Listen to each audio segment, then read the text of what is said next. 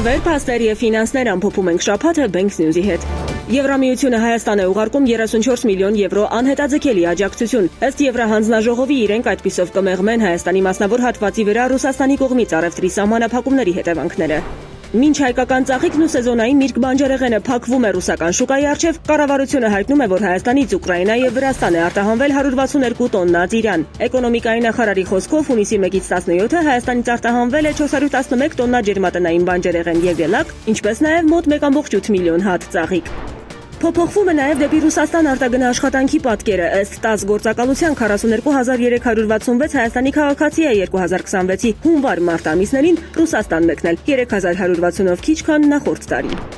Իշխանությունները հավելյալ 2 միլիարդ 106 միլիոն դրամ կհատկացնեն Հայաստանի ԱԱԾ-ի բնականոն գործունեությունն ապահովելու համար։ Կառավարության որոշման մեջ նշվում է, որ սա թույլ կտա ավելի արդյունավետ կազմակերպել ԱԱԾ-ի աշխատանքը։